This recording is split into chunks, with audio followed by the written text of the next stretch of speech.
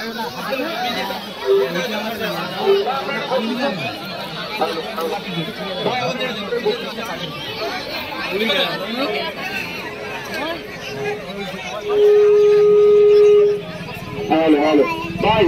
আপনারা এখানে বসুন, এখানে বসুন তো ভাই, আপনারা বসুন ভাই, বসুন না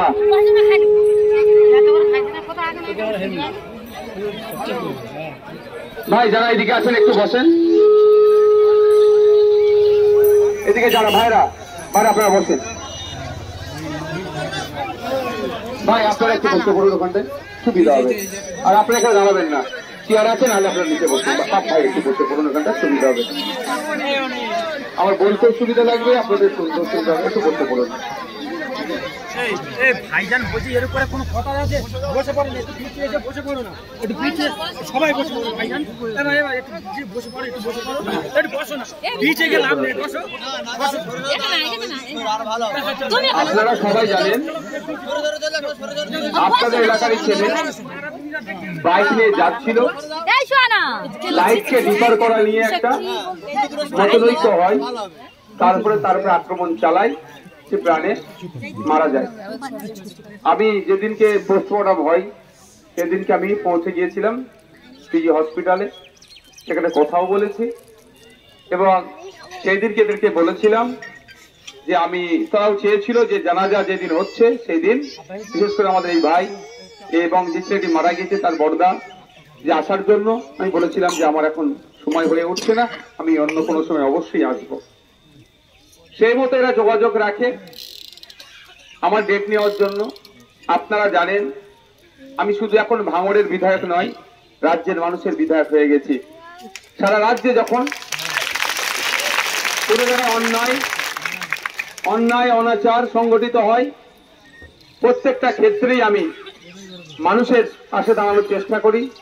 সেই গঙ্গা ভাঙন হতে পারে, পদ্মা ভাঙন হতে পারে, পুরুলিয়ায় জঙ্গলের অধিকার কেড়ে নিচ্ছে, ঝাড়গ্রামে জঙ্গলের অধিকার কেড়ে নিচ্ছে, আদিবাসীদের দুরবস্থার জন্য তাদের পাশে থাকা, দলিতদের উপরে অত্যাচার হচ্ছে।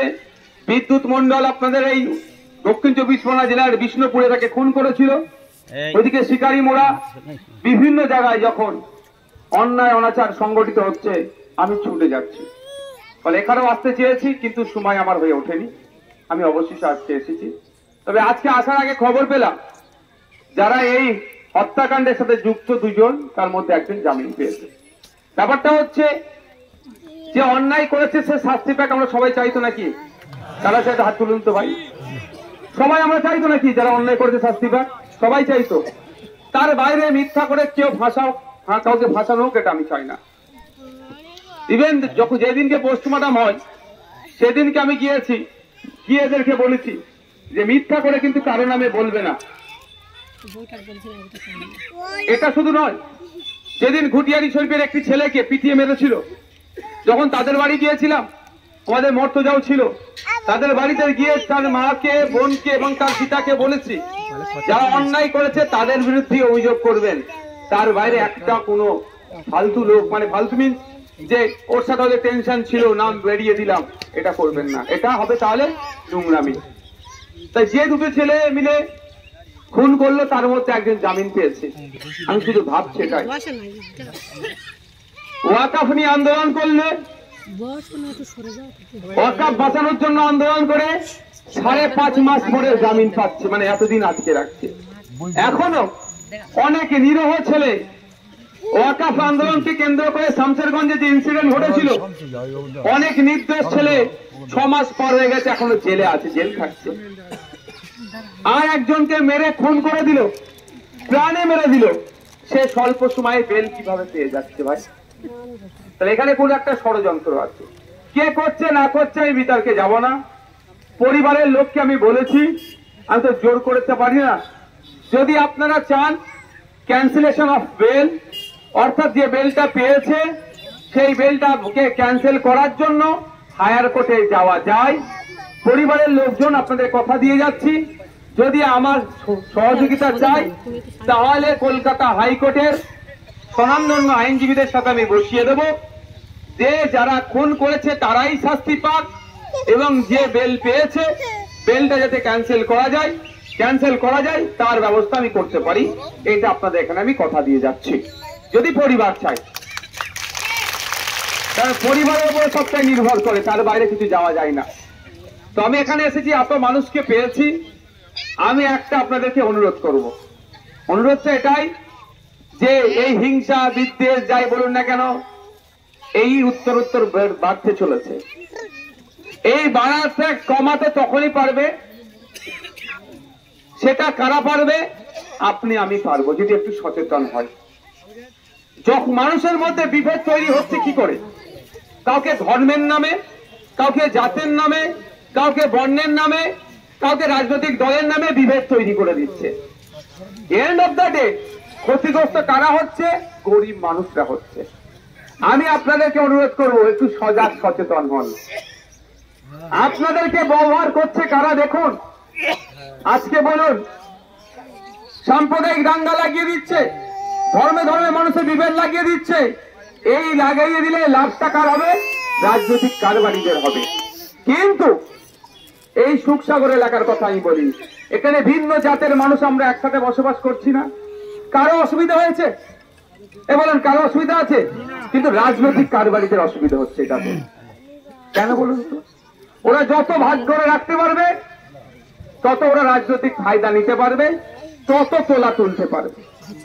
আমাদেরকে সজাগ সতর্ক থাকতে হবে যে আইন হাতে তুলে নেওয়ার প্রবণতা তো বাড়ছে কেন?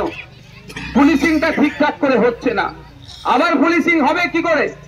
মমতা ব্যানার্জির সরকার নতুন থানা বেরিয়ে যাচ্ছে, কিন্তু থানা বেড়ালে কি হবে? পুলিশ পর্যাপ্ত পরিমাণে দিচ্ছে না, ফলে পুলিশের সংখ্যা কম হচ্ছে। যে পেট্রোলিং করা দরকার, যে পুলিশিং করা দরকার, সেটা ঠিকঠাক হচ্ছে না। তাই আমরা বলবো যে আমাদেরকে সচেতন হতে হবে, সজাগ থাকতে হবে। কাকে কান নিয়ে চলে গেল, কাকের দিকে তাকাবার দরকার নেই, নিজের কানে একবার হাত দিতে হবে। যারা সমাজের মধ্যে থেকে বিশৃঙ্খলা তৈরি করার চেষ্টা করছে, সে যেই জাতেরই হোক, যেই ধর্মেরই হোক, যেই বর্ণেরই হোক, এলাকার মানুষ রাজনৈতিক মত পার্থক্যের ঊর্ধ্বে গিয়ে ওই বেটাকে জব্দ করতে হবে, ওই বেটাকে গণতান্ত্রিক প্রক্রিয়ায় জবাব দিতে হবে। এটা মাথায় থাকবে তো ভাই? ভালো লাগতে পারে যাক, কারো ভালো লাগে তৃণমূল করে, কারো ভালো লাগে বিজেপি করে, কারো ভালো লাগে আইএসএফ করে, কারো ভালো লাগে সিপিএম করে, কংগ্রেস করে। এটা আমার ভারতবর্ষের ডেমোক্রেসি, এটা আমার দেশ সেই স্বাধীনতা দিয়েছে। কিন্তু রাজনৈতিক মত পার্থক্য আলাদা হওয়ার জন্য মারামারিতে জড়িয়ে পড়বো, আদর্শগত আলাদা হওয়ার জন্য হিংসায় জড়িয়ে পড়বো, এটা হতে দেবেন না। অনুরোধ করছি আপনাদের, কারণ এতে ক্ষতি কার হবে? গ্রামের মানুষের হবে। এই আপনাদের এখান থেকে বেশি দূর নয়, দলুয়াখাকি গ্রামের কথা মনে আছে আপনাদের? হ্যাঁ, আজকে দেখুন যাদের বাড়ির মানুষ মারা গেল তারাই ধ্বংস হলো। নেতারা এসে একটু হম্বি করলো, কিছু ত্রাণ দিল, কাজ তাদের হয়ে গেল, ছবি তুললো, চলে গেল। কিন্তু ক্ষতিগ্রস্ত কারা হলো? ওই পরিবারগুলো। সে যে কোনো দলই করুক না কেন ভাই। প্রথম রাত্রে তৃণমূলের একটি নেতাকে মেরেছিল, তারপরে সিপিএম এর লোকের ঘরে আগুন লাগিয়ে দিল। কিন্তু তৃণমূলের নেতাকে কারা মেরেছে সেটা কি এখনো প্রমাণিত হলো? সিপিএম গুলো কি মেরেছিল? এখনো প্রমাণিত আমার মনে হয়নি। কিন্তু দেখো রাজনৈতিক ফায়দা নেওয়ার জন্য হলো। তৃণমূলের পরিবারটাও ধ্বংস হলো, এইদিকে সিপিএম এর পরিবারগুলো ধ্বংস হলো, যাদের বাড়িতে আগুন লাগালো। আমাদেরকে সচেতন থাকতে হবে যে আমাদের পাড়াতে, আমাদের মহল্লাতে যার যে দল ভালো লাগবে করবে, যার যে মত ভালো লাগবে করবে। দিনের শেষে আমরা পাড়ার মানুষ, আমরা প্রতিবেশী। বিপদে আপদে নওশাদ সিদ্দিকী ছুটে আসবে না, মমতা ব্যানার্জি ছুটে আসতে দেরি লাগবে, নওশাদ সিদ্দিকী আসতে দেরি লাগবে, মমতা ব্যানার্জি আসতে দেরি লাগবে, শুভেন্দু অধিকারী আসতে দেরি লাগবে। এখানে রাম কাকার কোনো সমস্যা হলে রহিম চাচা ঝাঁপিয়ে পড়ে, এখানে ফতেমা মায়ের কোনো সমস্যা হলে সরস্বতী মা ঝাঁপিয়ে পড়ে। এই সম্প্রীতি আমাদের আছে তো নাকি ভাই? আমি দেখছিলাম আসার পথে, ভালো লাগছিল। কিন্তু এটাকে রাজনৈতিক কারবারিরা নষ্ট করতে চাইছে, আমরা সেটা হতে দেব না। এটা মাথায় থাকবে তো ভাই? কারণ এটা যতদিন থাকবে ততদিন জানবেন আপনি আপনার অধিকার পাবেন। যখনই আপনাকে আর আমাকে আলাদা করে দেবে, আর অধিকার আমরা পাবো না। যতটুকু পাচ্ছি সেটাও আর পাবো না। কারণ আপনি আমি যখন একসাথে থাকবো, শক্তি পাবো, আমার অধিকারের জন্য চিৎকার করবো, আমাদের অধিকারের জন্য চিৎকার করব। স্কুলে শিক্ষক নেই কেন চিৎকার করব? হসপিটালে ডক্টর নেই কেন চিৎকার করবো? রাস্তাঘাটে দুরবস্থা কেন চিৎকার করবো? আমি রেশনের মাল ঠিকঠাক পাচ্ছি না কেন একসাথে চিৎকার যখনই করবো? ওরা দেবে। আর যখন রাম রহিমকে আলাদা করে দেবে, ফতেমা সীতাকে যখন আলাদা করে দেবে, কি হবে? চিৎকার করবেন, তখন ক্ষমতাটা কমে যাবে, আপনাদের চিৎকারে আর কর্ণপাত করবে না। তাই অনুরোধ করছি, একটা কথা, যে আইন হাতে তুলে নেবেন না। আজকে ওই টোটোওয়ালাটি যদি আইন হাতে তুলে নিত না, ওর পরিবার ধ্বংস হতো, পরিবার ধ্বংস হতো ভাই। আর যাকে মারলো তার পরিবারটাও ভাই ধ্বংস হলো। তাহলে এই দুটো ঘটনা ঘটতো না। তাই অনুরোধ, রাত হয়তো হতে পারে, মাথায় রাত চলে যেতে পারে, কিন্তু রাতটাকে আমাদেরকে কন্ট্রোল করতে হবে। অযথা মানুষের প্রতি হিংসায় জড়িয়ে পড়বেন না। রাগ হলো হাতে আইন তুলে দিলাম, এটা করবেন না। আইন বিচার ব্যবস্থা আছে, আইন বিচার ব্যবস্থার মাধ্যমে সবটা হবে। বলতে পারেন যে ভাইজান পুলিশ শোনে না। একটা আপনাদের কথা বলি, একটা কথা বলি, পুলিশ আজকে শোনে না, কালকে পুলিশকে আমরাই শোনাবো, শোনাতে বাধ্য করব। যখন আপনি আমি এক হব, তাহলে আজকে এখন অন্তত লিখিত জমা করে রাখুন, মেল করে রাখুন। পুলিশ আজ শুনেনি, কালকে পুলিশ শুনবে, শুনতে বাধ্য হবে, না হলে কোর্ট আছে, সম্ভবত 163 ক্লজ দিয়ে কোর্টে গিয়ে এটাকে মামলা করা যায়। আপনি আমাদের অনুরোধ, আইনকে হাতে তুলে নেবেন না। আপনার আমার ট্যাক্সের টাকা এই পুলিশের মাইনে চলে, জজের মাইনে হয়, কোর্ট